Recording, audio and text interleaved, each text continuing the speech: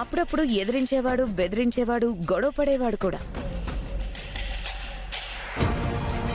పాపం తనకి ఈ పరిస్థితుల్లో ఏం గుర్తులేదేమో, కానీ నాకంతా గుర్తుంది. నా మీద కంప్లైంట్ ఇస్తావా?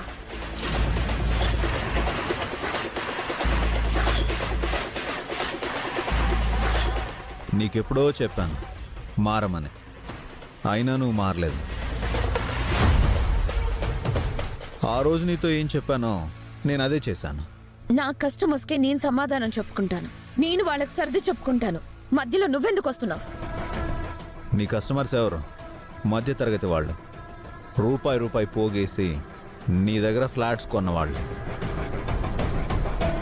లోన్లు పెట్టుకుని ఇల్లు ఎప్పుడు ఇస్తారా అని ఎదురు చూస్తున్నారు. మీరు ఇల్లు ఇవ్వకుండా లేట్ చేస్తూ ఉంటే అద్దెంటికి రెంటలు కడుతూ, ఇంకా సొంతం కాని ఇళ్లకి లోన్లు కడుతూ వాళ్ళు ఫైనాన్షియల్గా ఎంత ఇబ్బంది పడుతున్నారో నీకు తెలుసా? వాళ్ళకి ఇల్లు హ్యాండ్ ఓవర్ చేయకపోవడానికి నా రీజన్స్ నాకున్నాయి.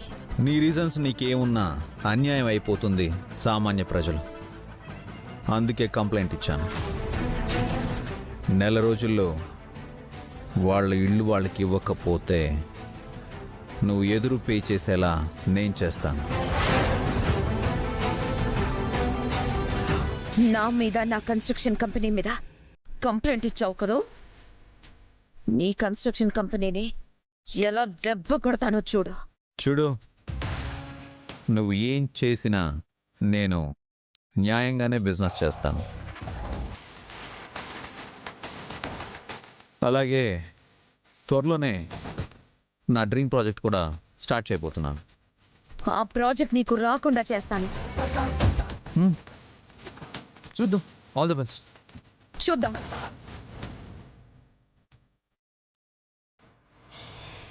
అప్పటి నుంచి నిన్ను అనబదొక్కాలని చూస్తుంటే ఇప్పటికీ నాకు అవకాశం దొరికింది.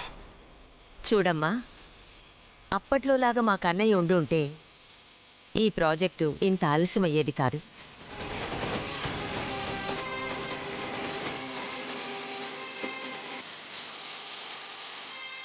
ఇప్పటికైనా మీతో ఛాలెంజ్లో మా అన్నయ్య గెలుస్తాడు. అవునరా, నేనే గెలుస్తా.